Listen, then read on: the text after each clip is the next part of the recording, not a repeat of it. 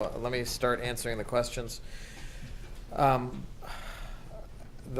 I think I will say one thing that I wanted to say, which is over the last 2 days, we've heard some passionate speeches from people, the kind of talks that made people's voices crackle. And I think that's our highest calling in this legislature, Mr. Speaker, is to talk about the things that make people's voices crackle, the things that matter. Mr. Speaker, I was asked what rate of inflation did legislative finance use, and all of the charts that you receive from the Division of Legislative Finance, they use the inflation rate provided by the Department of Labor, the CPI for Anchorage, and that's the best one that we have for the state of Alaska. And so that's on page 2 of the handout that I gave. The inflation rate has ranged from, in 2009, 1.8%, and projected for FY19, 2.25%. The question has come up, well, gosh, in some school districts, student numbers are increasing and some student numbers are decreasing, and doesn't that make this all really impossible to understand? And it does not, Mr. Speaker. We fund our education system on a formula that is an amount of money per student.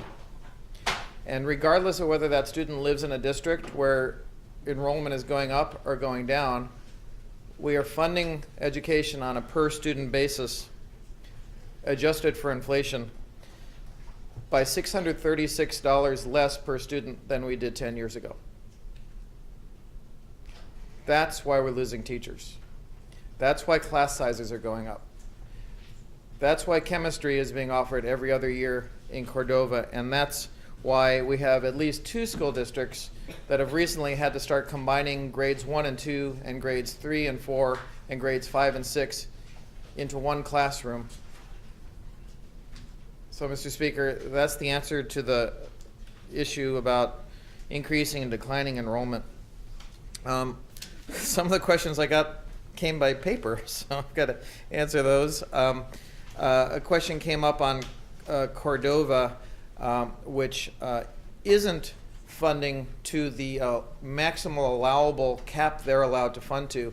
And there are a lot of communities around the state that can't afford to do that, Mr. Speaker. Some communities are wealthy, relatively, and some communities are less wealthy. And the wealthier communities tend to be able to fund to the maximum amount that's allowable by state law. And the poorer communities, where people just don't have the same kinds of money, they are not able to do that. In the Northwest Arctic Borough, they're only able to fund to about 1/3 of what they're allowed to. That is not a high-income region of the state, Mr. Speaker. But the question about Cordova, they instituted their own fuel tax just to try and raise money, and they're still trying to get close to what they're allowed to fund, but they're funding as much as they can.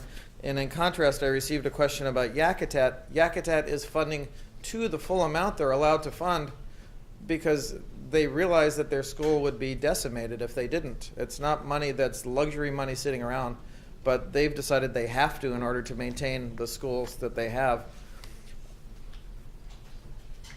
I'm trying to look at the other questions I received, Mr. Speaker. There were a lot. There was the question about whether Anchorage added 800 administrators, and we called the CFO, Jim Anderson, of the Anchorage School District during the break, and they don't even have 800 administrators in Anchorage, Mr. Speaker. They couldn't have added 800 administrators, so I understand how it's hard to get information sometimes, but that was not an accurate number. Point of order, Representative Johnston. Yes, thank you. I just wanted to mention that was not recent. That was actually back, I would say, a number of years ago, and it wasn't 800 added, but they had 800, sorry. Representative Guerra. Thank you, Mr. Speaker. I just wanted to just get off the record that 800 were added, which is what one of the statements was. Mr. Speaker, I was asked to explain this chart of declining funding from FY15, and so on page 1, on an inflation-adjusted basis, funding has gone down by about $90 million, and the member for North Pole asked if that included funding that doesn't go to the classroom, but that goes to the retirement system to pay the state's retirement debt, and this chart does not include those funds. Those funds don't go into the classroom. That's just money that we owe as a matter of law, Mr. Speaker.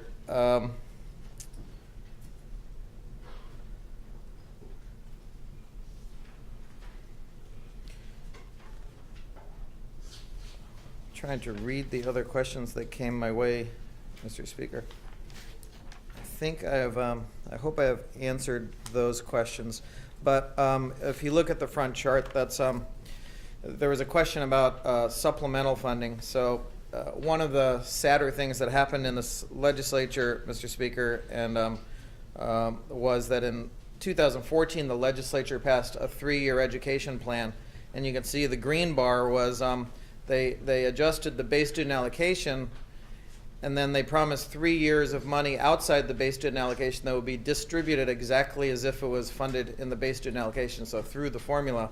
And it was $43 million in 2015, and that was provided. And then the next 2 years of funding outside the formula were just never appropriated, Mr. Speaker. So that 3-year plan, the promise just never happened, and so that's why the funding decreases so steeply in those 3 years. And since then, we've had no additional funding outside the formula either. And so that's what accounts for the $90 million decrease compared to inflation since 2015. We're not really supposed to talk about bills that are in the other body or that have come over, but that I didn't want to object. I wanted people to be able to talk about that. And so there were some people who expressed hope about another bill. But that other bill that has come over, I think an hour ago or so, has no additional funding for next year. So in Anchorage, you'll just plan on losing an extra 100 teachers and support staff is what this Anchorage School District has said. And we've gotten the numbers from Kodiak and Kenai, and they've said they're going to lose teachers and staff too without a base student allocation increase. And you have heard that from school districts across the state, that they're going to have to find some place to reduce the educational support they provide for students without some sort of inflationary increase, Mr. Speaker. And what we also heard from school districts is they've minimized the cuts, even though the cuts have been substantial over the last number of years to teachers and guidance counselors and career counselors. They've minimized those with reserve funds some school districts have had. And in most of those school districts, those reserve funds are very near empty. And so many of those school districts have said, the layoffs of teachers and guidance counselors are going to accelerate now because they don't have the buffer of those reserve funds. One of the school districts does have a big reserve fund still. So, Mr. Speaker, those I think are the answers to the questions.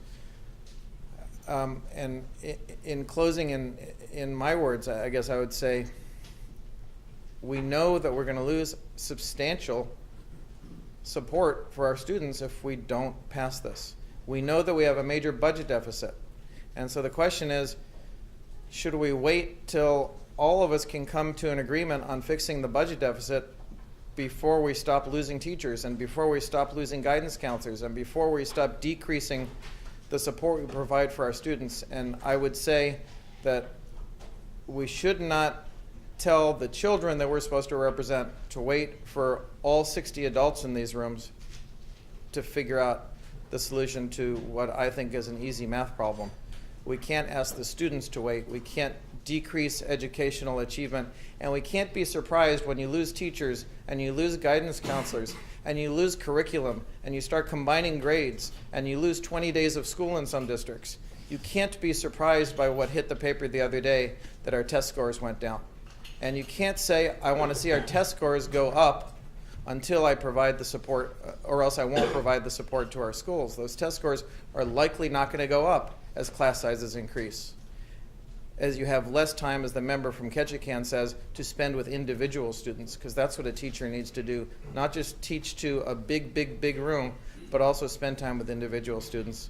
So I want to see those test scores go up, but in order for those test scores to go up, we need to provide students with the best teachers we can, the best education we can, and this bill is a step towards that. Thank you, Mr. Speaker. And with that, maybe I'll call an at ease. At ease.